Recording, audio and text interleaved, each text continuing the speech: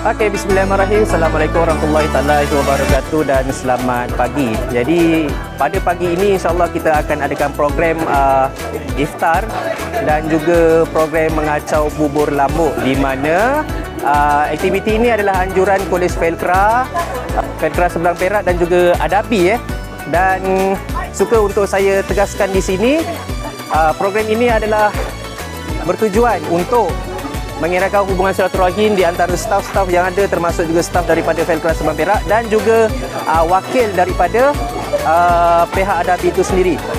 Jadi itu saja daripada saya. Sekian, terima kasih.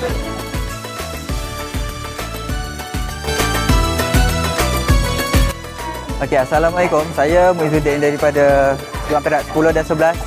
Hari ini kita adakan program memasak bubur lambuk bersama kerjasama bersama Polis Felkra Seberang Perak dan juga pihak Adabi.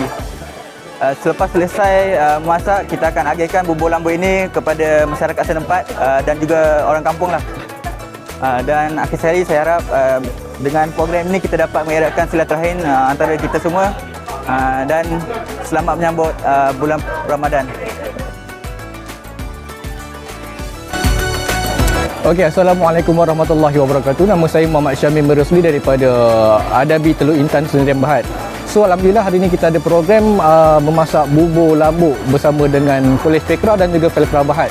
So, saya mewakili pihak Adabi mengucapkan ribuan terima kasih kerana sudi menjemput kami untuk menjayakan majlis ini. Assalamualaikum warahmatullahi wabarakatuh. Alhamdulillah rabbil alamin wassalatu wassalamu ala asyrafil anbiya'i wal mursalin wa ala alihi washabihi ajmain. Alhamdulillah, pada pagi 2 Ramadan yang mulia ini kami berkumpul di Felkra peringkat 10-11 mengadakan program mengacau bubur lambuk. Program ini adalah kerjasama di antara Polis Felkra peringkat 10-11 dan juga Adabi. Jadi program ini melibatkan seluruh warga staf terlibat, yang mana kita bermula pada seawal pagi tadi, dan program ini insya-Allah kita harap dapat mengeratkan ukhuwah khususnya di antara staf Polis Felkra dan juga Felkra tingkat 10-11 dan juga pejabat timbalan lah. Jadi dengan adanya program ini yang saban tahun kita adakan, kita harap dapat memberikan sumbangan.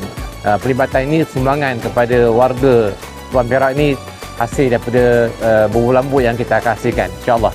Jadi kesempatan ini juga saya mengucapkan kepada seluruh warga Polis Felkra selamat menjalani ibadah bulan puasa pada tahun ini.